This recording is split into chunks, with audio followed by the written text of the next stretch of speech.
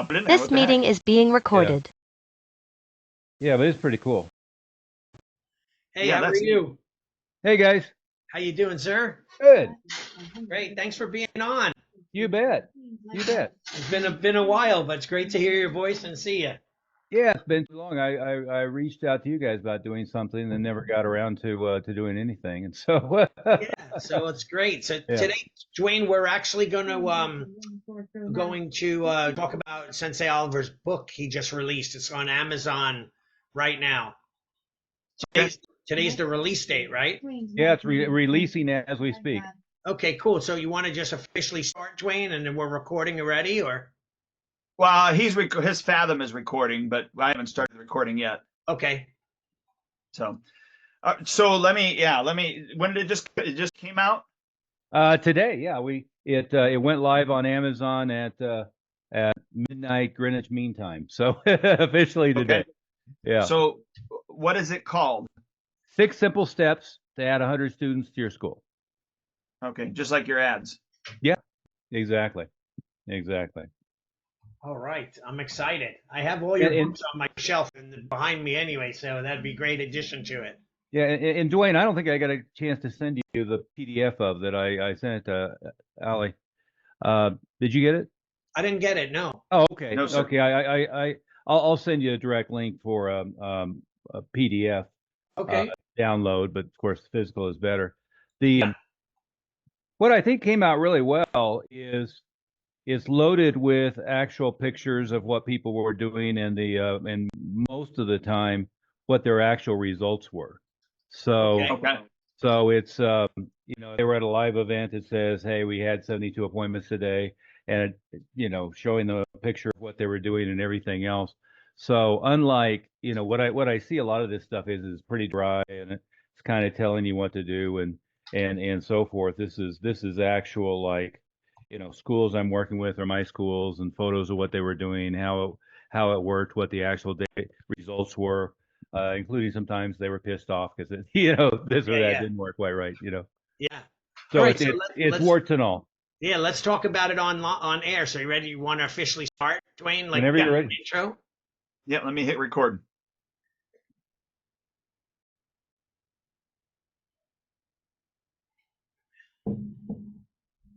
I've got some graphics that might be useful to people.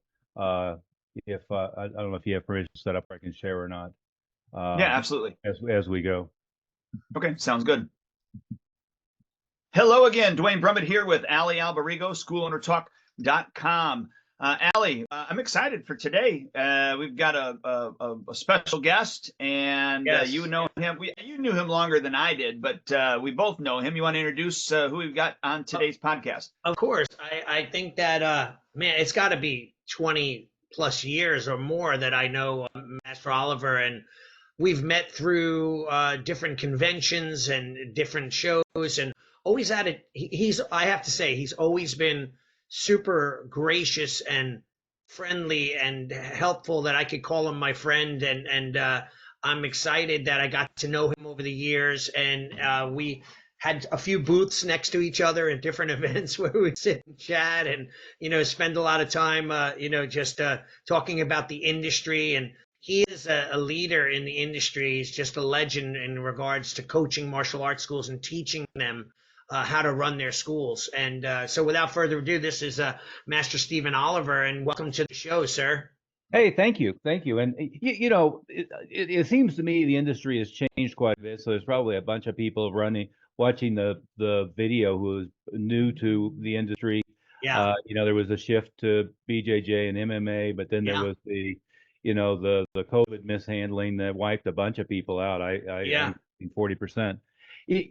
My background a little bit is, I went to college. I went to Georgetown University in Washington, D.C. with the idea I was going to go to Harvard, get an MBA, work in Wall Street.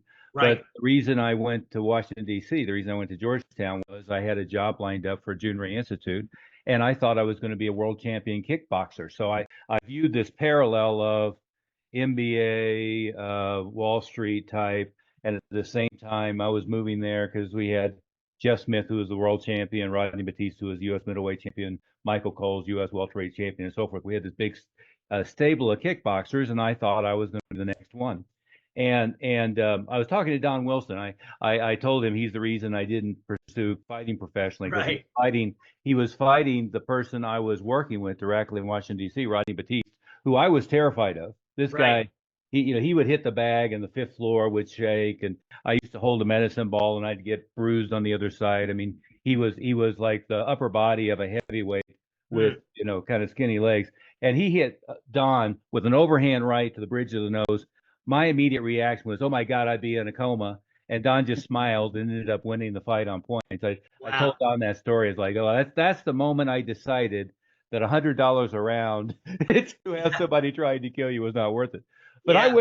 I went from there and moved to Denver, and this is now 42 years ago. It's hard to believe when you say we've known each other a long time. I'm Yeah. guessing more than that.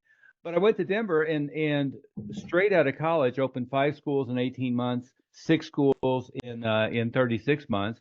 Was $1 million operation, which in today's terms is 3.5 million or 3 million, something like that. Yeah. By the time I was 25 years old, which to my knowledge had never been done before. It may have, but really, in one sense, I was the kid with a silver spoon. I didn't come from money. My parents were lower middle class. I didn't have any funding to speak of, but I came from the Junior Institute, which was the most successful business operation probably that I'm aware of in the world at the time. Right. In martial arts, and had everybody's support. I had Jeff Smith's support, who now works for me. I had June Ree's support. May he rest in peace. I had Nick Okinis' support, who again has passed away recently. He was a mentor for many years, and from there I've been, was in the business purely of owning and operate martial arts schools and running a big international tournament for, I don't know, about 25 years. So I was running mostly 6 locations in the Denver metro area. And then at some point, I decided to franchise the schools, go into coaching and consulting. And that may have been when we met. I wrote that first book on internet marketing in 1999. Think of how long ago that seems. Yeah. And it was in the era. Most people aren't gonna sync with this. It's like talking about yellow pages and rotary phones, but it was in the era of Alta Vista was the #1 search engine. Yahoo was the #1 directory. Hope you can't hear that. I've got Yeah. a poodle barking in the background. No worry. Yeah, but but in that era, the other way you could do pay-per-click was there was a company called GoTo, which became Overture when it got bought by Yahoo, but it was the inspiration for Google. So the world obviously has changed dramatically since then. But my contention is, and Duane, you'll appreciate this, on the marketing side, the internet is changing every couple of months, right? What's working on Google, what's working on Facebook. I've gone from hating Facebook to loving Facebook to being frustrated with Facebook, and in those cycles.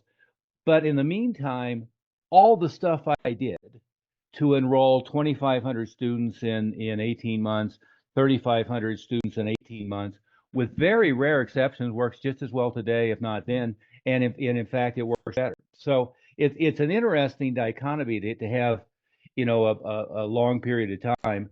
I went through a cycle where I was spending a fortune on short form and long form ads on TV. Nowadays, I wouldn't do it the same way, especially long form. Infomercials Right. are tough because, like, I don't know about you, but I either watch stuff that's on streaming. Right. Last night, that Presumed Innocence show, Yeah. Oh, great. I stayed Great up show, too right? late. Yeah, I stayed up too late watching that one. But I don't even know what time things come on. I'm never channel surfing, so that doesn't work. Right. I used to thrive on full page ads in the major daily newspaper. Back then, the Sunday edition had 800,000 distribution. I got to say, it still works. It's just that they're a shadow of the former self.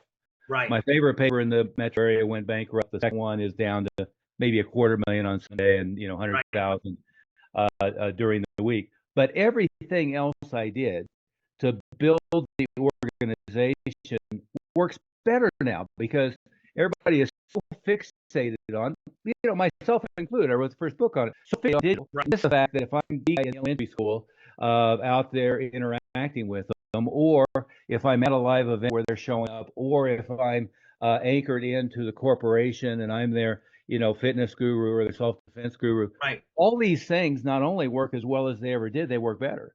So it's an interesting dichotomy. Looking at 45 years, if people who are young right now are fixated on what email and it's got to be a Facebook ad that they can get sequential autoresponder email. Right. I can tell you, when I wrote the book, I loved email. I mean, but that was in the era. Remember the movie of It's Got Mail, and Tom Hanks and Meg Ryan are sitting there staring, waiting for. Nobody does that anymore. You get 200 emails a day, you're pissed off. You have to go through it. You don't open most of them. You very rarely read them, and I'll take something else nobody ever does. They don't print their email and put it under the magnet on the refrigerator. When I was doing full-page ads, people would tell me they had 7 of the ads stuck to the refrigerator before they got around calling. The digital era has in some ways ruined marketing, in other ways it's given us this big, I'll use the word Parthenon, this big palette that we can expand on. Yeah, no, totally agree. Yeah. So real quick, you're just released, and congratulations, it's coming out on Amazon today. And it's your new book, and I've read I think I've read every book that you've ever written, and the book is called 6 Simple Steps to Add 100 New Students. And I know I'd like to focus on a lot of those ideas today as well, but I'll ask you one question that for me, sometimes we hear, or I feel even myself, that doesn't work anymore. Or, digital marketing is, it's not as good as it used to be. And we tend to make our own decisions on things that we believe is factual, when in reality, you just said, this stuff is still working, right? I think the last time we did a podcast, you were talking about booths in movie theaters and fairs and all different things that what we consider old school grassroots guerrilla marketing tactics. And no one's doing them anymore. We've gotten so lazy because it's so easy to hire an agency and they run ads for us and we get leads and we don't have to do anything. That's just the sure route to mediocrity. Right. Yeah. Agreed. So what are your thoughts on now and what are you finding that all the clients that you coach, you have super successful schools? We've got a bunch of them that are going to be $1 million or more this year. We have a handful that are targeting $2 million in the next 18 months. Any number of them.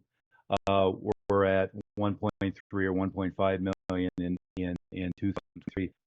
So before you did that, and I remember a conversation with you. You said that you would rather work with someone that. And I forget the exact term, but basically you were saying somebody that has a poor mindset, a poor money mindset, is really difficult for you as a coach to work with. You would rather work with somebody that has a better money mindset. So with that in mind, when people hear, well, somebody's going to do $1 million or $1 million, 1.2 million in a year, they can't wrap their head around that. Oh yeah. Can you kind of expand upon that first? Oh, absolutely. I'll give you one example. We have many, but Ben Brown. I've got a bunch of video of Ben thing or another. In fact, he sent me a text exchange that he was having with one of his associates. When I started working with him, I think it's been 18 months ago. Don't hold me to that. It's been less than 2 years. He's a Muay Thai school, predominantly adults in California, and he's up. I believe it's north of San Francisco. He's up in that area in Northern California. And when I started working with him, he was doing $16,000 a month. He took over the school from his father. He and his father have essentially taken a vow of poverty for now 20, 25 years to run this Muay Thai school, right? He's training fighters. He's working with fighters, one thing or another. So this is like hardcore, real stuff, Muay Thai. And last month he did 74,000. He was pissed off that he missed his target of 75,000. And by the way, all these schools, the mistake I see happen to the industry is we look at one big school in I don't know, North Carolina or somewhere, and they have a big warehouse. They have like people coming and going all over the place. They have 22 different curriculums. They have all this stuff, and they're touting big student numbers and big revenue. But in almost all cases, those guys are broke. they're doing is they're grossing 100,000 a month. They're spending 97,000 to keep the thing open, right? A lot of my close friends, who have over the years touted really big top line numbers. I was privy to going through the drawers and looking at the P&L, and I was always saying, you got to cut this, you got to cut this, you got to get rid of this, and so our guys, if a school is doing 75,000 a month, they're going to be net 30 to 40,000 a month. Right. So they're 50% to the bottom line, sometimes better, right? Yeah. But like in Ben's case, it's one curriculum, one focus. It's improving student retention dramatically because his dropout rate was a big problem before. Right. It's improving the average revenue per student much more. So, charging more upfront, charging more monthly, having a strong renewal process, and in the process of raising his tuition appropriately with all the right structures, he doubled the number of students he has, which, again, as you know, I called you Duane. It's too early for me, but I'm on martial arts time, so I'm used to working from 3 to 9 p.m. Mountain Time. Right, and you stayed up late last night. Yeah, and I stayed up late, hooked on presumed innocent, among other things. But the thing about pricing, before you get into the marketing, the thing about pricing is people get back, they think I can have this price and this many students, or this price and this many students. I have a degree in economics. We call that the elasticity of supply versus demand, or price versus demand. And what we find in martial arts is it's a reverse function. In other words, as I raise the price, people want it more. It's an interesting parallel, because what martial arts students want is they want the best instructor they can find, and then they figure out if they can work into the budget. They don't go, these guys are $100 a month, these guys are $400 a month, therefore I'm going to go to the cheapest. They say, I want the best. And there's a great book, Influence, Science, and Practice by Robert Cialdini. In it, his quote is, I'm stealing this from him, he says, absent other objective criteria, price determines perception of value. Now think about that. If I have something that I can hang my hat on, I want 2x4s. They're this 2x4, I guess. 2x4s. They're this kind of wood. I don't know anything about construction, but that I can compare. These guys have 2x4s for X, and these guys have 2x4s. It's a commodity, right? Yeah. Or oak compared to pine. Yeah, exactly. There you go. You know more about it than I do. I know that we break pine and oak is bad. Yeah. But I was at a tournament with June Reed one time, and he was going to do the speed break, and they handed him what looked like a pine board, turned out to be an oak board. So he's trying to do the speed break with this board that was about double the normal thickness. And so the rest of the weekend we're walking around with his hand bandaged. Ouch. But anyway. But yeah, so as far as getting the head around it, Ben was that prototypical. We've got him on video saying, pardon my language, I thought you were full of shit. You told me this, I thought it was complete bullshit. I thought I'd just give it a try, but I thought you were a huckster. And then, what happened is his gross doubled in 6 months. And then he ended up at 50 or something like that, more or less.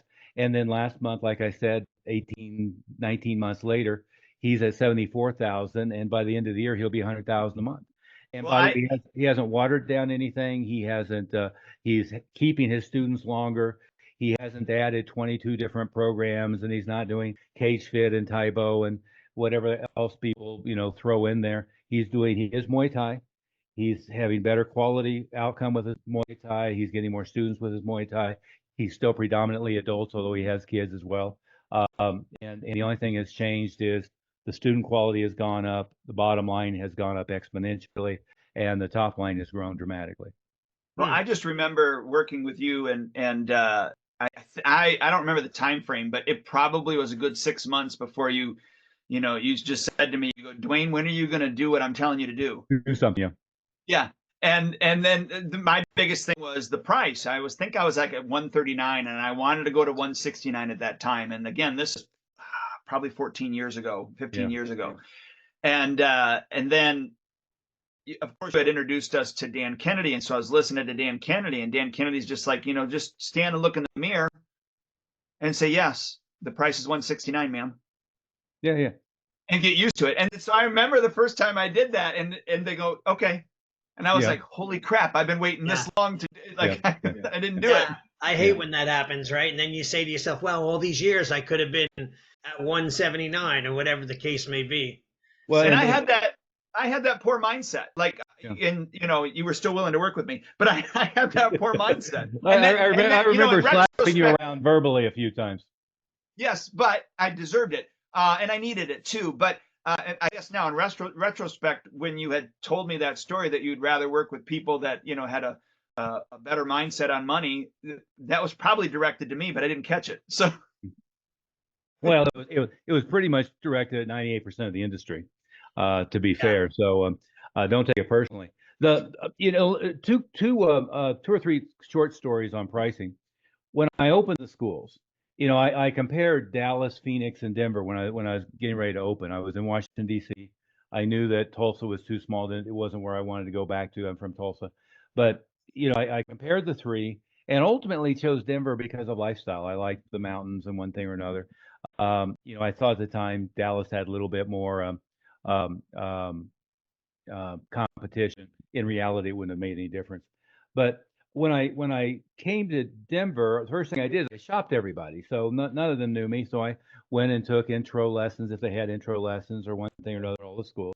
And on average, the highest price schools were charging half of what we were charging at the Junior Institute. And then it went kind of down from there, right? So I looked at all of that, thought about it, and then I just kind of stole the Junior Institute price sheet and used their pricing and duplicated it there. So I launched from zero, charging double what the next highest school was in the entire metro area, right?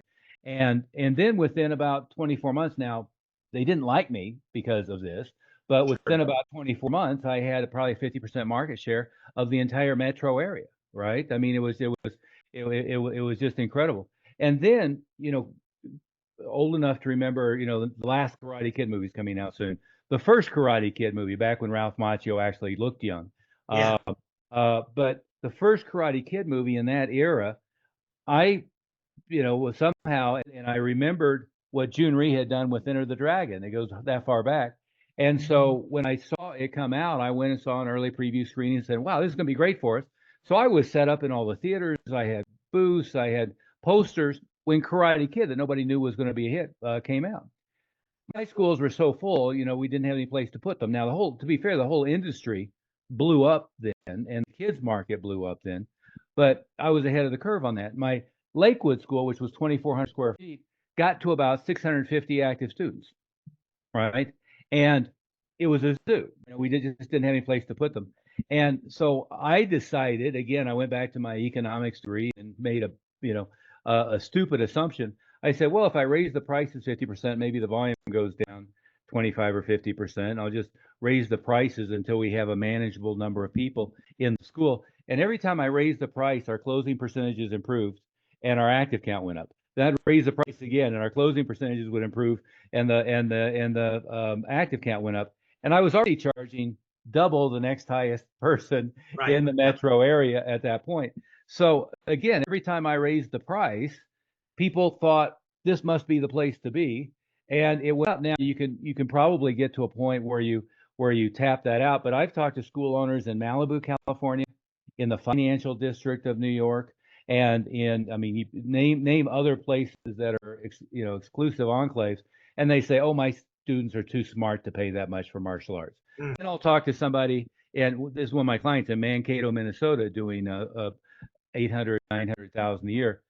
Mankato, Minnesota, they'll say, well, the average income is only $45,000. I can't charge that. Dodge City, Kansas, I can't charge that because of the income level. In both cases, they're excuses, right? You've got to show value, be positioned as, and the reality of the highest quality school in town, and then it's easy. Yeah, it totally makes a difference. And Yeah. I kind of look at it now as, maybe I'm wrong in thinking this, but as almost a badge of honor, because I'll have people say, I hear that you're the most expensive in town. And I Mhm. go, I guess it depends upon, what you consider expensive. Yeah. Yeah. you know? Yeah, and then I always say compared to what? Like, what is it that they're comparing it to?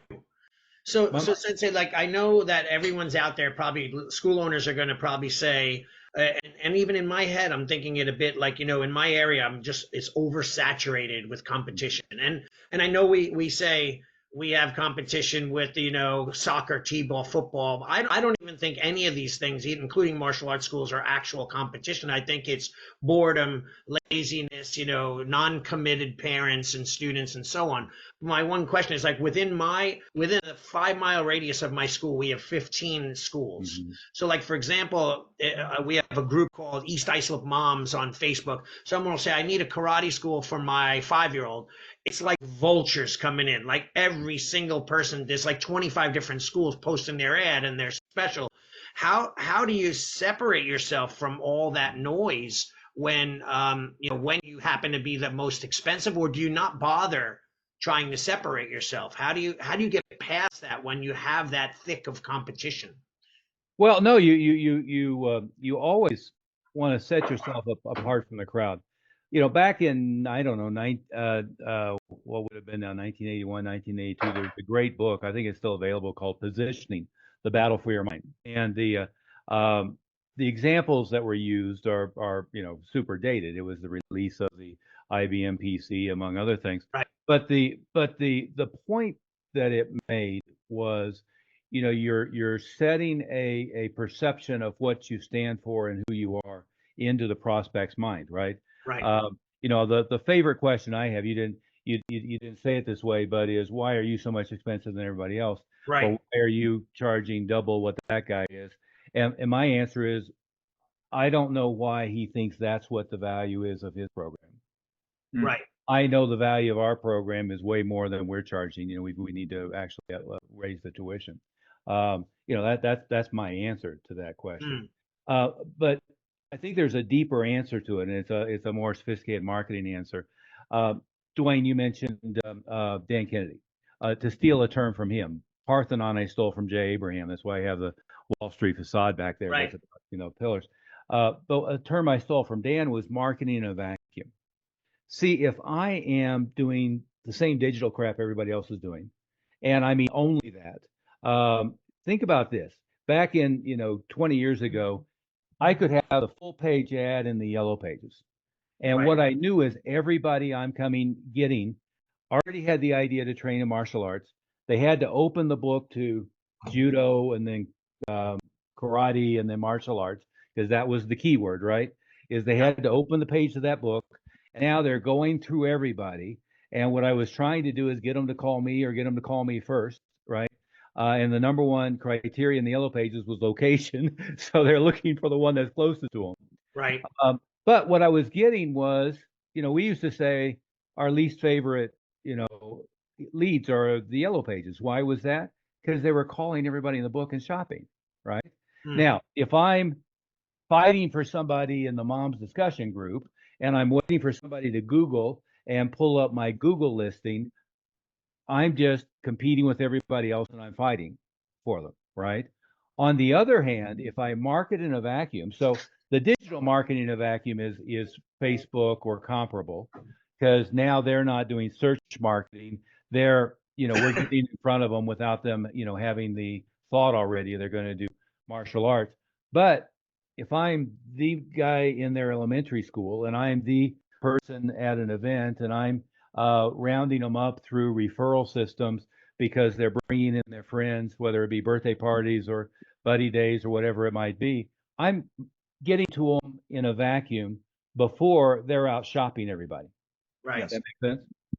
Yeah. And so I think the bigger answer to that is, one, it's not hard to be better than everybody else in your city. Unfortunately, people get pissed off at me about saying this, but we're in an industry where most people have no idea what they're doing. Right. And and now, most of them are going to be new within a couple years. There's a super high failure rate. The other thing is, a lot of these schools, before COVID, they were at 150 students. Now they're at 20. They haven't figured out how to get back, right? Right. Right. So it's not hard to compete with them. But my perspective has always been, I don't even worry about that. When I Right. was doing TV and newspaper all the time, what I knew is I was feeding people to every school in town. They would Yes. actually, a few of them actually had the balls. They'd come up and say, "When are you going to be back on TV? Because that's really helps us." And Right. of course, I say, "Well, you're not in competition with me. Why don't we just divide up the budget by by 8, and you can chip in?" Well, I never could get them to do that. Yeah. But I knew that all of my marketing was feeding him. Junri, back in the 70s when he was in the Washington Post and on the Kung Fu TV series and all that stuff, he was feeding everybody else as well. Because what we were doing is expanding the market for martial arts instruction, not competing with the guy down the street. Well, and that's why, like, I don't want to say turn them off, but I reduced the amount of school speeches that I do because I would get people excited. You can't bring them in, you can't bring the passes in, or they wouldn't let you bring it in.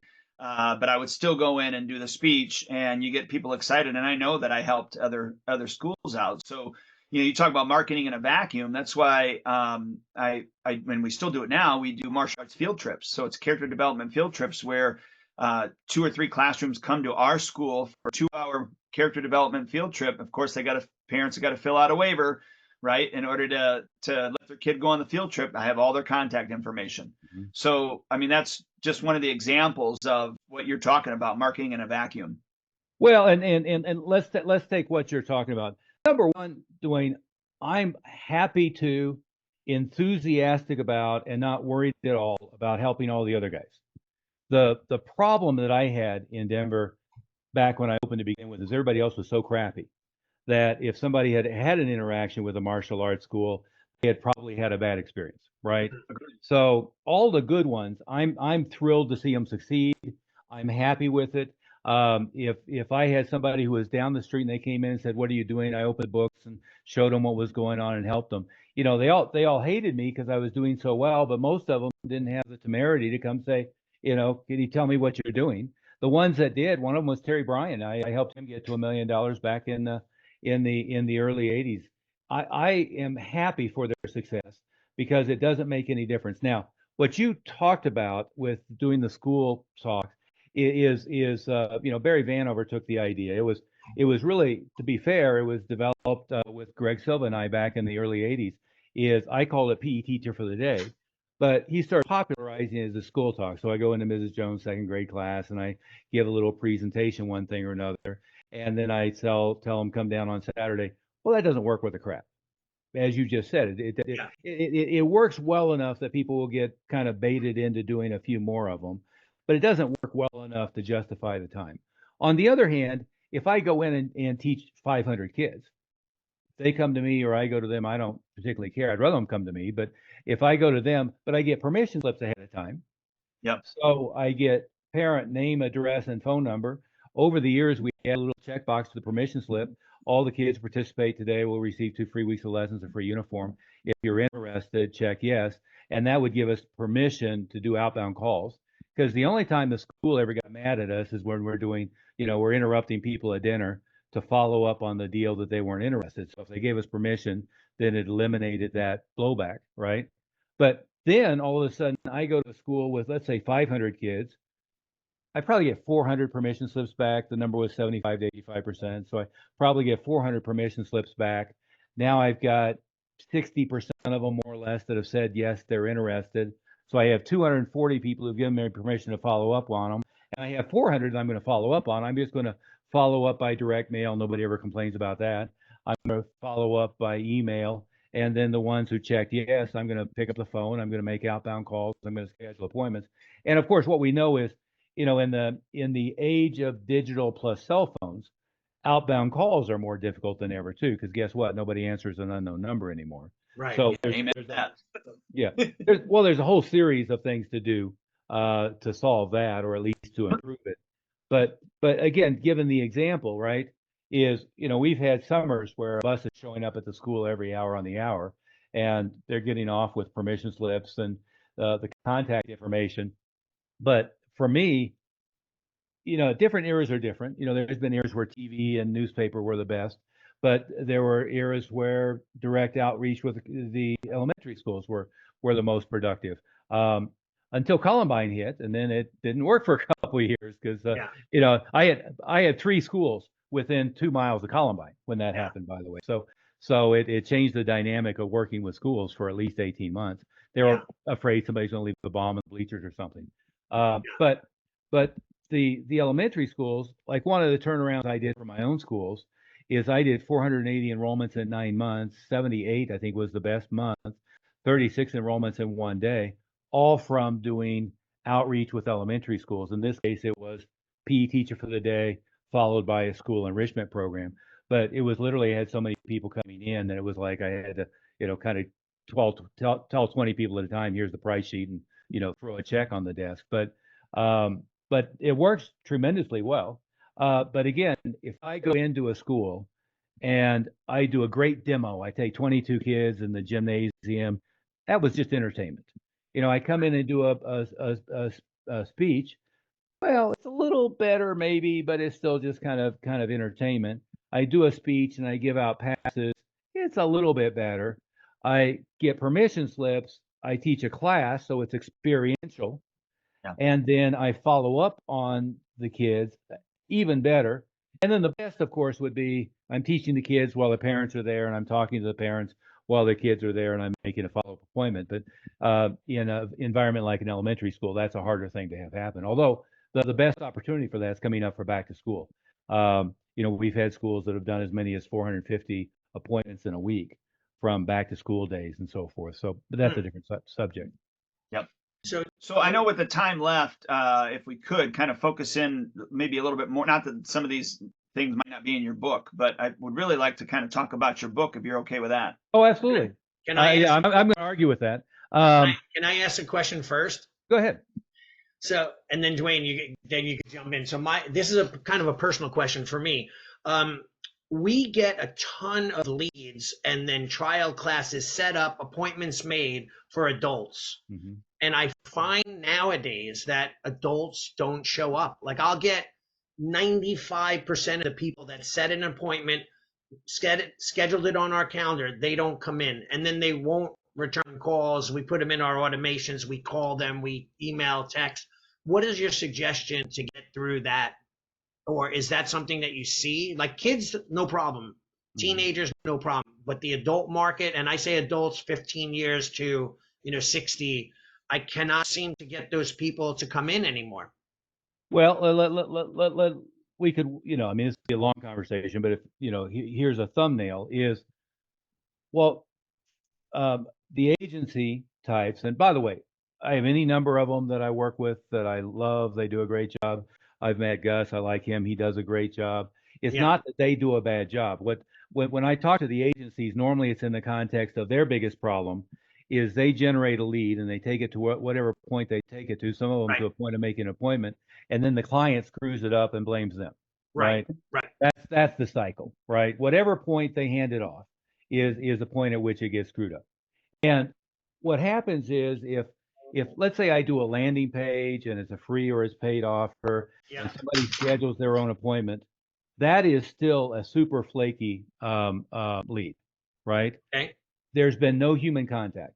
They haven't talked to me on the phone. I haven't talked to them on the phone. A web page, a landing page, a lead funnel, none of that replaces a human being talking to a human being, right? Okay. So the mistake that gets made is they think, and when I say they, school owners, and it's either they are fixated with the technology. And by the way, I use all the crap that you can possibly do. We autoresponder text and voicemails and autoresponder sequential direct mail and so forth. But the most productive way to talk to somebody is either face to face or on the phone. And I would call being on Zoom comparable, but mostly, with us, it's going to be on the phone or it's going to be face to face. The second most productive communication mechanism would be something to land in their mailbox so that they have something tangible and physical. The number of people who are following, and see, from a digital marketing standpoint, my mission is always to go from online to offline as quickly as possible. Now, if we get an offline, they come to a birthday party or they come to, a booth or something, we're going to move them also, not solely, but also to online follow-up, right? So I can do a booth, get a bunch of leads, and retarget them on Facebook, retarget them on Google, do sequential autoresponder email, sequential autoresponder text message, sequential autoresponder voicemail. But I can also then continue to help direct mail, sequential autoresponder, and I can get them on the phone. The biggest problem with getting them on the phone is two things. One is people don't answer a phone that has an unknown number, right? I have my iPhone set up. If it's an unknown number, it doesn't even ring the phone. If it's an unknown recipient from a text message, I don't answer the phone. Well, the solution to that is you've got to get your contact record into their phone.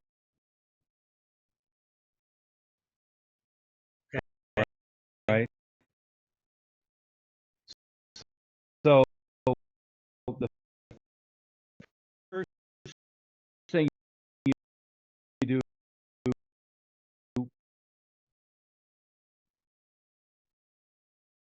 technically it's called V card.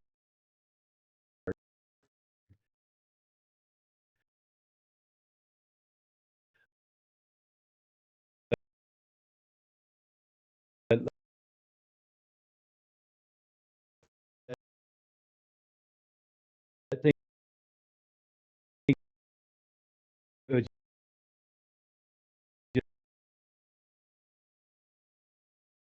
just a contract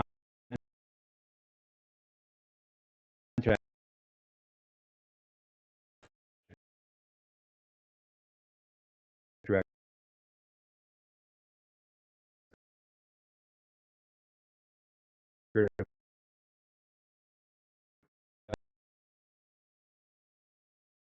I have an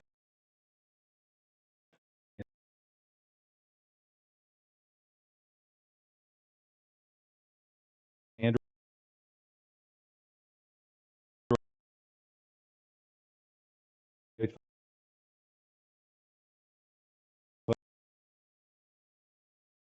phone,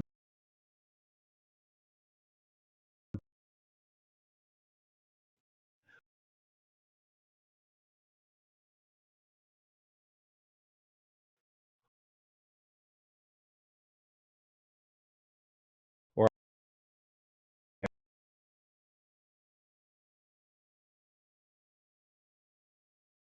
I have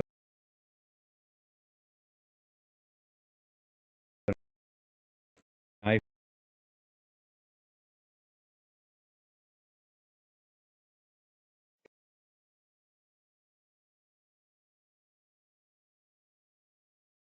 iPhone.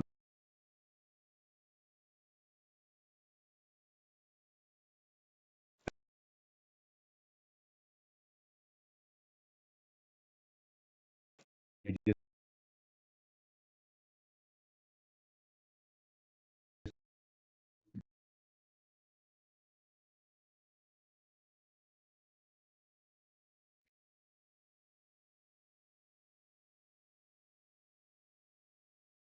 you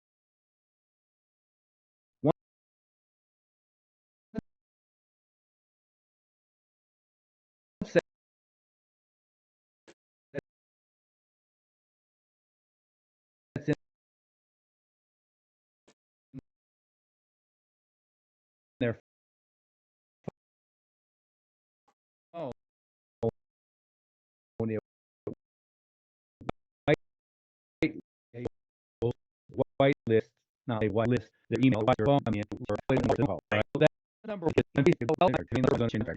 So I'm going to where we strict copy, but you can show up to an email or you're going to see return calls at 8 a.m. and I'm returning the call at 4 p.m. And there's, what would that be? 10, 11, 12,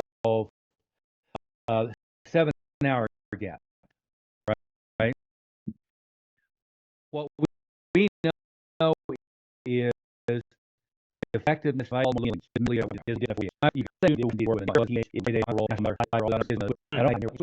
platform's office, which was terrifying enough.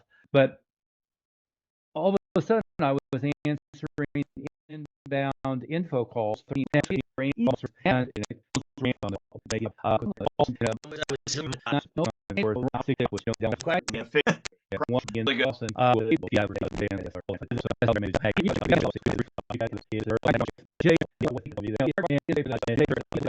newspaper with all the food coupons.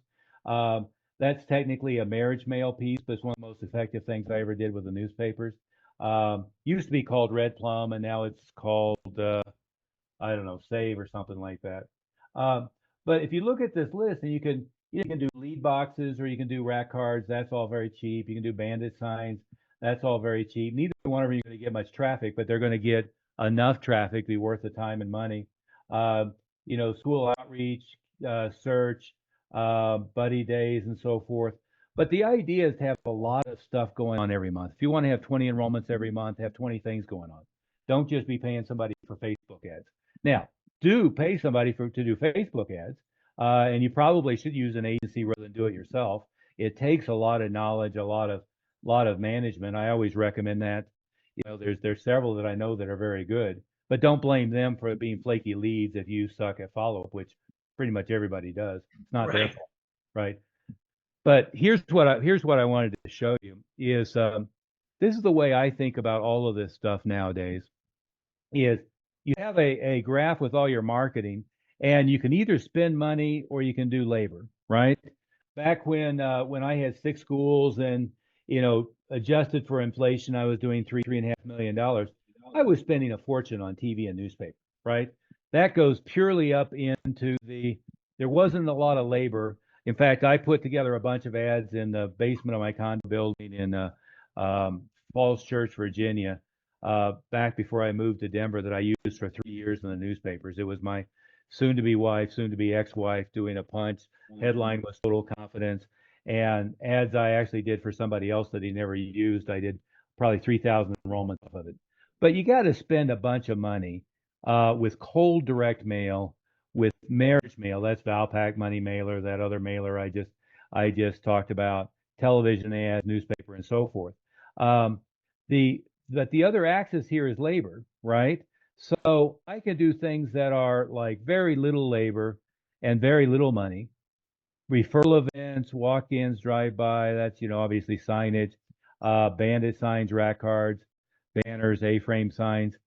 Referral events, from my standpoint, are great for you guys. They were great for me, but if I have less than 100 students, I really just don't have enough critical mass to do it, right? So if I was doing a grand opening, or if I was doing a turnaround from one of my schools over the years, I spent no time at all worrying about referral events. Why? If you have 40 students, what are you going to do? If you're starting from zero, you can't do anything. Now, if I have 300 students and I'm losing 2% a month, well, I can get 6, 7, 8 enrollments a month from referrals, and I'm in good shape, right? But this is the way I like to think about all of this stuff. Now, the reason I put Facebook ads and Google pay-per-click over here in the labor plus money is the reason you use agencies. Is Facebook ads burn out quickly. You have to be logging in basically every day. You want it, or at least weekly. You've got to be looking at what the results are. What's the cost per lead coming in? What's the exposure? What's the click-through rate? Same thing with Google pay-per-click ads. There's a lot of labor involved. It's just not you buy the advertising. When I bought Yellow Pages, we spent a lot of time crafting an ad, and then 18 months later we had to do it again. But that was essentially the cycle. Once it was there for a year. With Google, you may end up having to change the ad, a couple times a month. With Facebook, you may have to be changing the ad even more often than that, or jiggering with the targeting. So I think in everything in terms of how much money is going to cost in buying media and how much labor is going to be involved. And you'll see there's a lot of this stuff that's high labor and relatively low expense.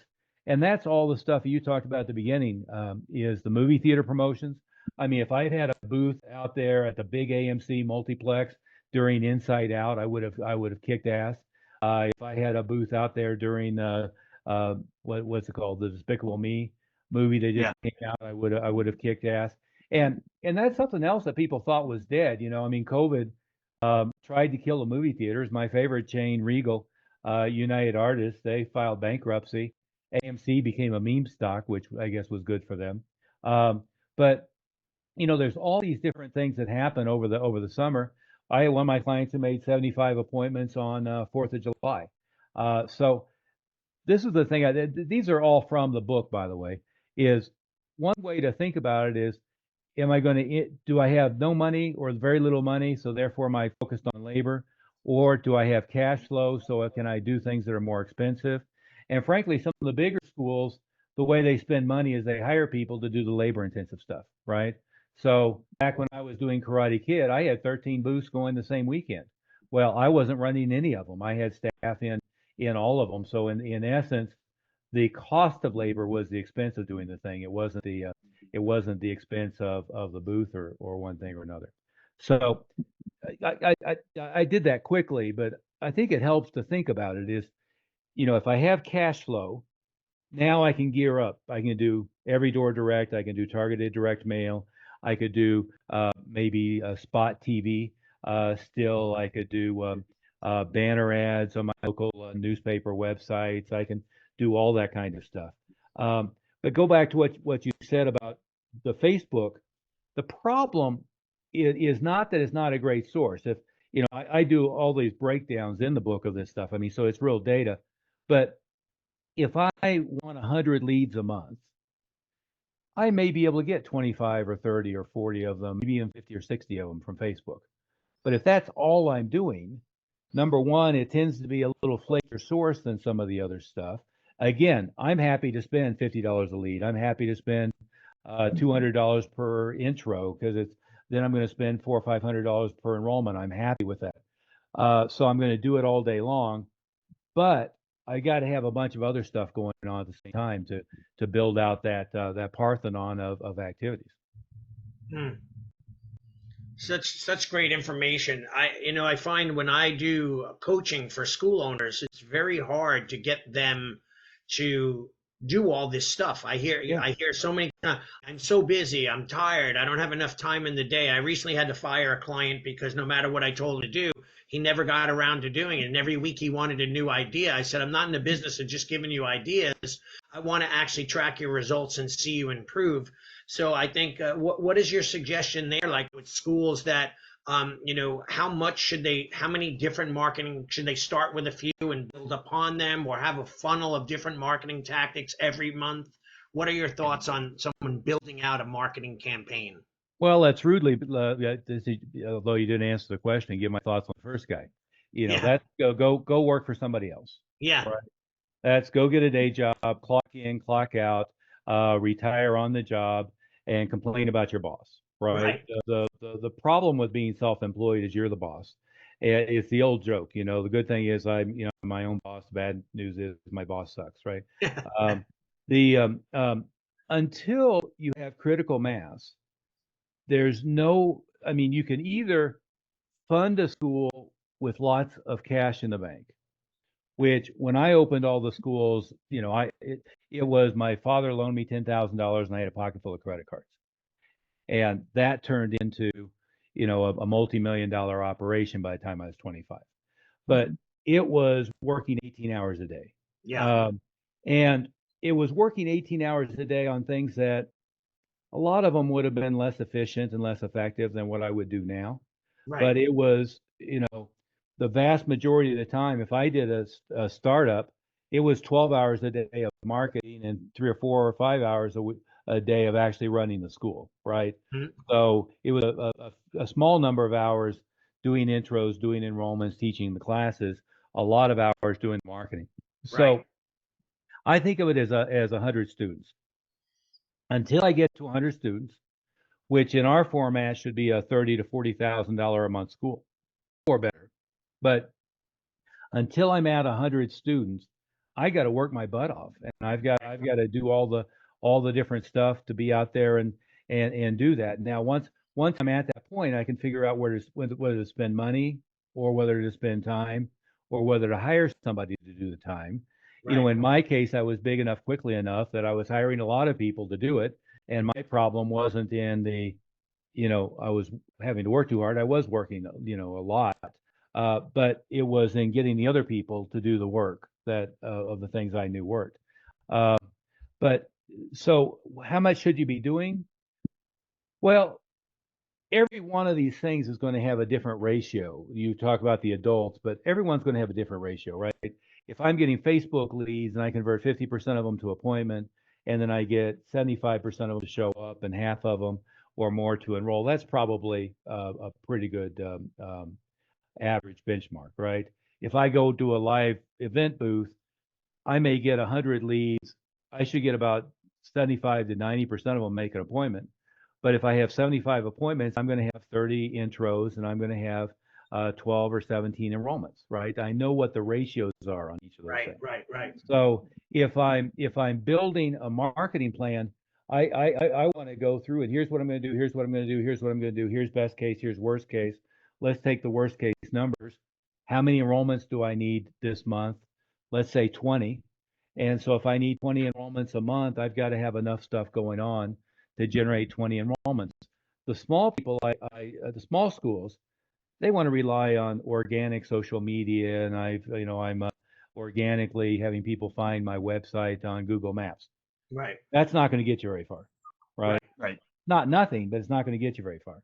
Then the next level, they want to pay an agency to get on Facebook leads, and they want to pay somebody to do pay-per-click. Okay, well, that's better.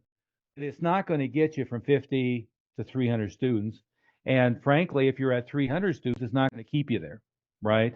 You've got to have a lot of other stuff going on in order to supplement that, and it can't all be online. Right.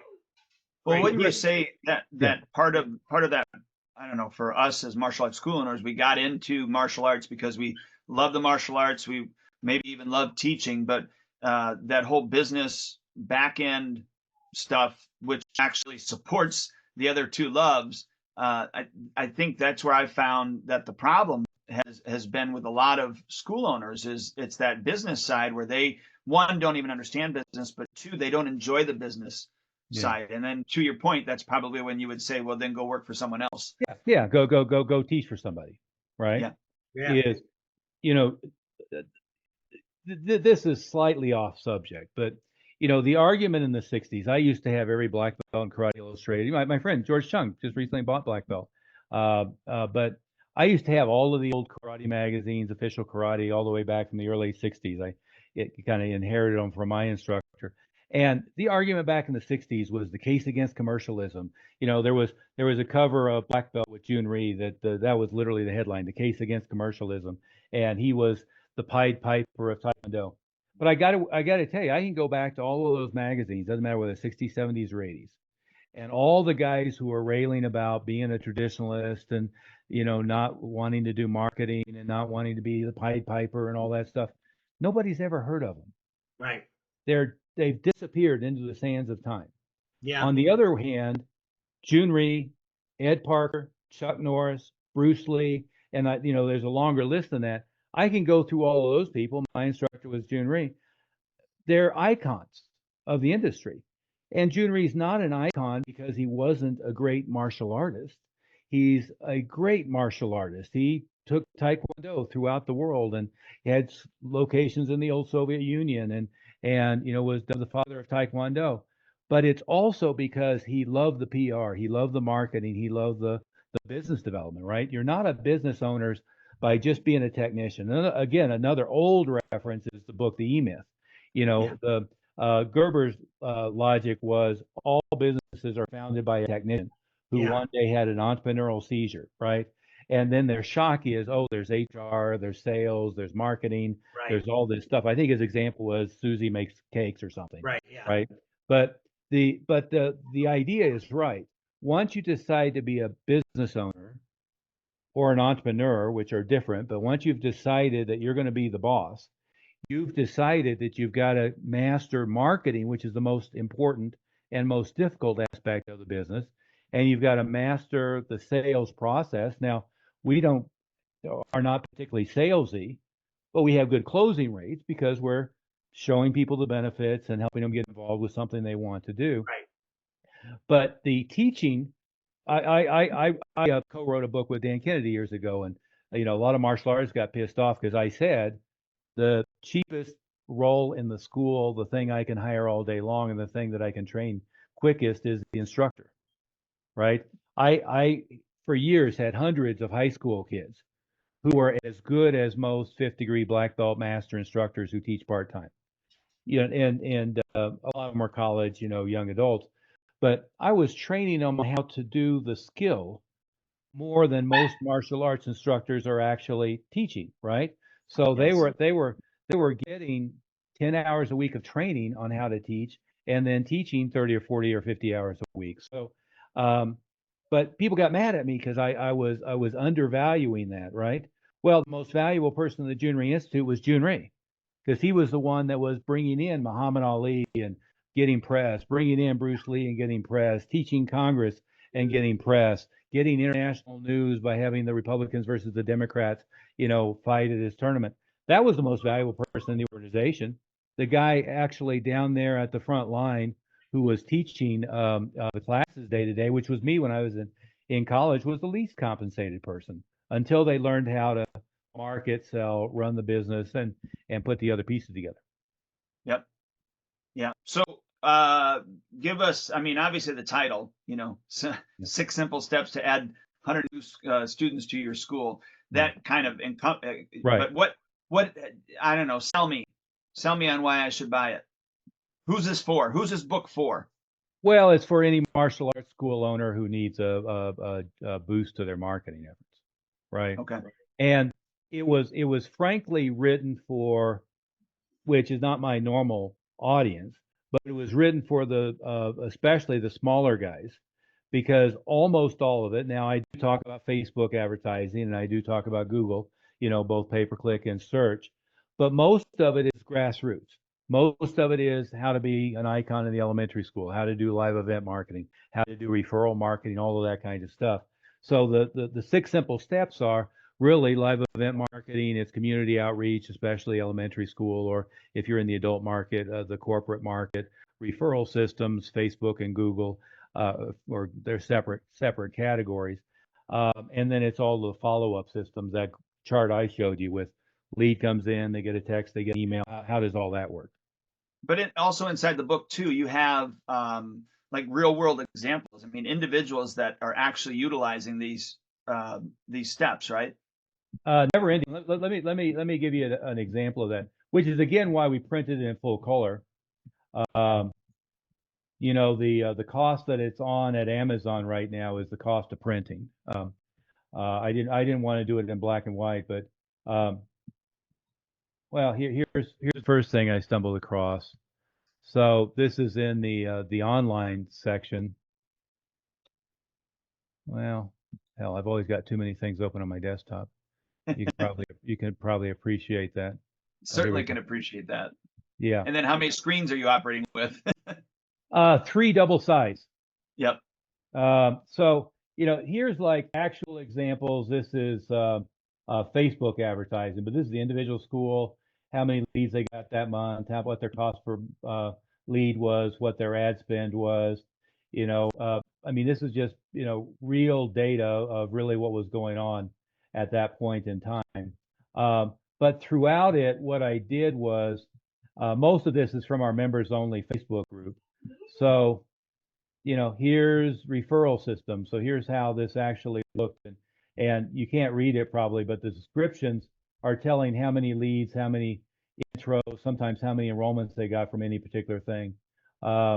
Here, this is other buddy day promotions, oftentimes with a description of what happened. Here's an elementary school outreach. In this case, he had 33 or 33 enroll, right? Yeah. So I'm having trouble seeing my own stuff here, but here he had 125 in this program. Here he had I guess 125 as 30,000. well. Yeah, 30,000 in revenue or something like that from that.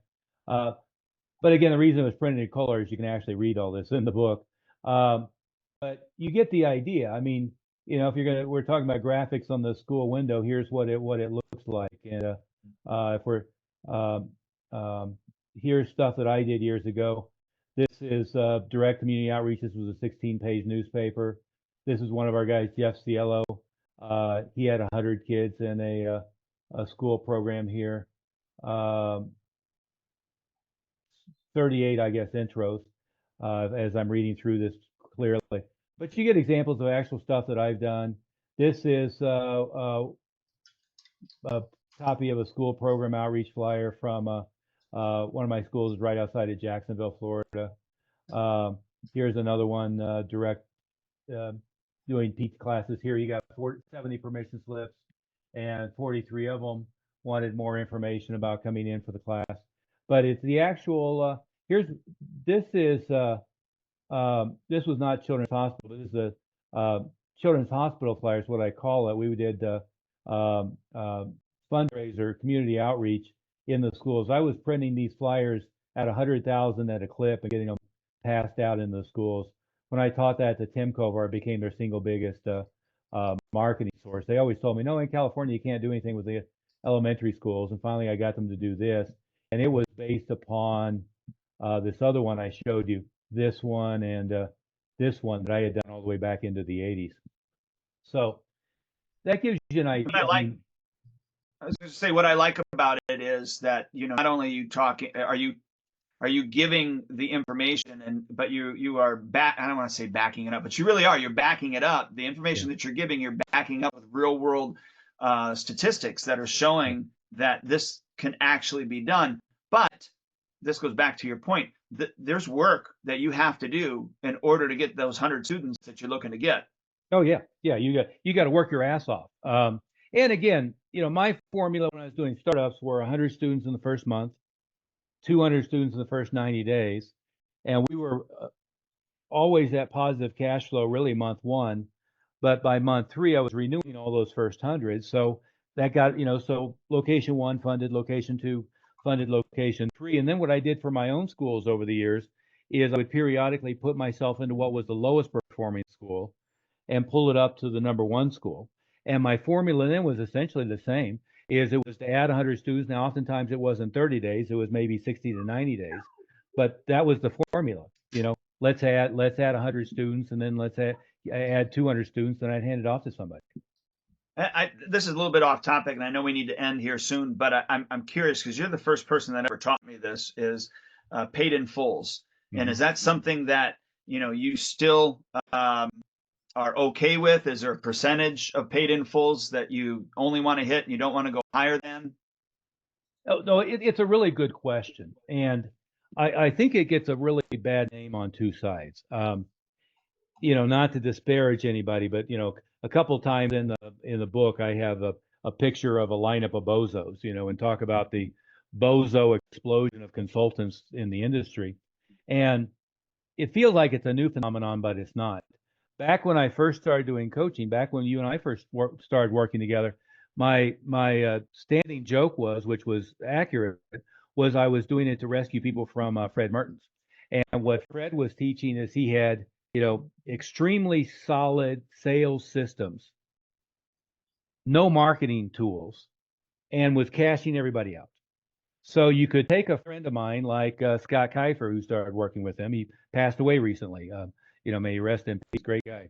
But Scott, it basically put him out of business, because what would happen is for about 3 or 4 months they'd have their highest gross ever, go buy a Rolex, go buy a Corvette or whatever, and then all of a sudden, their gross would fall, dramatically, because guess what? If I've cashed everybody out and I don't have enough flow of new people, I'm screwed, right? So, Duane, I always want to have your billing, your monthly ACH, at the very least cover everything. It covers your salary, it covers the payroll, it covers the rent, it covers everything, preferably a lot more than that, right? And then on average, we're going to have that be 50 to 60% of the gross. And then the rest is going to be down payments on enrollments, down payments on renewals, and paid in fulls only on renewals, right? So what I see, the cycle has been repeated now a couple times. There's some other consultants around. I'm now getting a flow of people who are getting rescued on the cash problem again, which is, all of a sudden they're cashing everybody out. I have one that I talked to a year ago. His gross has fallen by 50% since he started working with this other consultant at, I don't know, grand a month or something like that. Well, why is it fallen? Well, it went like this for a while, and then it went like this because they're regurgitating Fred's old crap of cash everybody out without having enough people come in the door. Right. So, Duane, if it's me, I don't like cash enrollments. And we're doing new enrollments for a year.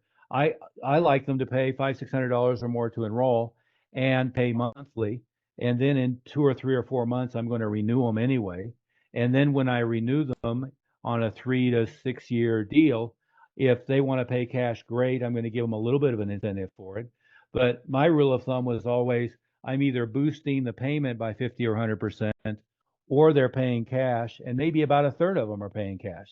And the number of deals I've done over the years where somebody wrote me a check for, say, $32,000, I can't keep track of. It's big deals, but only on renewals and only as a portion of the total, and always with the billing where it's covering all of the expenses every month plus some, right? So if you take a school, some of the ones I talked to, I don't have their numbers top of my head, but, Tim Harrison, who's in Joliet, I always mispronounce it, Joliet, Illinois. Yeah, Joliet. There you go, up in your neck of the woods. But at his school, if he does 120 in a month, and he's $1.5 million this year, just teaching predominantly traditional Taekwondo. But at 120, let's say, his billing will probably be 75 to 85,000, right? So he's going to do some cash deals. The cash will boost it. But a lot of that in-house cash is just they pay more when they enroll, they pay more when they renew, as well as a few cash deals only on the renewals. I appreciate that clarity. Yeah, great info. Yeah, but every time I turn around, there's somebody else going through the industry, and they sign people up, they get them all excited, they cash out everything, and then they put them out of business, right? And they cash themselves out of business. Yeah, and it's happening again. I mean, and again, if I had 100 intros a month coming in, I can get away with that. However, I can't get away with bad service, bad retention, and cashing people out because, hell, my schools have been here for 42 years. You can do that for 3 or 4 years, but sooner or later, no matter how big the community is, they know that you're a crook. Yeah, right. I hear you. Yep. That's the truth. Yeah. Well, I appreciate you taking time to be on the podcast today, and obviously, we want to encourage everybody to go to Amazon and look up Stephen Oliver. His book is 6 Simple Steps to Add 100 New Students to Your School. And I actually just bought it. There you go. Well, thank you, sir. Yeah. I'm excited. It helps the rankings to get a bunch of them out. People keep asking me about the Kindle version. I read a lot of stuff on Kindle, but I never read anything on Kindle I'm trying to study. Right. And the reason, again, that I did it this way is all of this stuff is in Kohler, and it's all of the actual examples of what's actually working out in the field. Right. So it was hard to do that in black and white, and you certainly can't read it on my Kindle e-reader and get the gist of it. It's compared to the other stuff that you've read, not now, the 22 book was pretty breezy, easy read, but the Mile High Maverick book is pretty dense. Yeah. And most of the stuff that I put out tends to be dense because that's just, I work at that level of academics. This is not. This is, here's the steps. And the other thing I didn't show you, I know we're way out of time, and so am I, but if I can pull it up real quick, one of the bonuses we're giving people is a complete marketing checklist. So it's everything you need to do online, everything you need to do for your reviews, everything you need to do for referrals, for community outreach, et cetera. So it's a very complete checklist, and that's one of the bonuses. Nice. That's terrific. I'm excited. I can't wait to get my version. I'll have it by tomorrow, they said. Yeah, it's amazing, isn't it? Print on demand, and they're out right away. Yeah. Well, thank you for your time. I really appreciate it. It's great seeing you and being on here with you, and let's do more in the future. Yeah, it's let's always a not make pleasure. it let's not make it so long. Okay, I absolutely. reached out to you 9 months ago, and then Yeah. life got in the way. Well, thank you for Well, being on now. yeah, and Thank I you. want to, if people need to reach out to you, have questions about you, your coaching, everything, how do they get a hold of you? The phone number is 720-256-0208 to my office, where it's martialartswealth.com. Perfect. Appreciate All it, right. sir. Thank you, Thank sir. you. Have a great day. You Thanks, too. Duane.